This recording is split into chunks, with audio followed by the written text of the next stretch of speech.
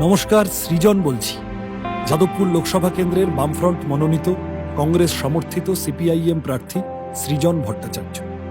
আমার যদিও নিজেকে আপনাদের লড়াইয়ের সঙ্গী হিসেবে ভাবতেই বেশি ভালো লাগে। আপনাদের মধ্যে যারা আমার থেকে বয়সে বড় তাদের শ্রদ্ধা জানাই, যারা ছোট তাদের স্নেহ। সব্বার সাহায্য, সমর্থন, ভালোবাসা নিয়েই চেষ্টা করছি যাদবপুরের লাল ঝান্ডা ওড়ানোর। খুব কঠিন সময়ের মধ্য দিয়ে চলেছি আমরা। বিজেপি আর তৃণমূল শাসনে গরিব মধ্যবিত্ত মানুষের প্রাণ ওষ্ঠাগত। ছোটবেলা জানতাম কোনো দল চাষি মজুরের কথা বলে, কোনো দলে আবার মালিক জমিদারদের প্রভাব বেশি। আজকাল দেখি লোকে বলে এটা হিন্দুদের দল, ওটা মুসলমানদের দল। জাত ধর্মের গেরোয় পড়ে আমাদের রুজি রুটির কথাগুলো রাজনীতির আঙিনায় পিছনের দিকে চলে যাচ্ছে। তৃণমূল বিজেপির নেতারা আর মানুষের জীবন জীবিকার সমস্যা নিয়ে কথা বলেন না। তারা কেউ ব্যস্ত তোলাবাজিতে, কেউ ব্যস্ত দাঙ্গাবাজিতে। এখানেই আমাদের প্রধান লড়াই।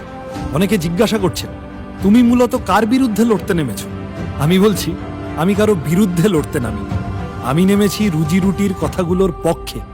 অন্ন, বস্ত্র, বাসস্থান, শিক্ষা, স্বাস্থ্য, কর্মসংস্থানের কথাকে রাজনীতির মূল স্রোতে ফিরিয়ে আনাই আমাদের প্রধান কাজ।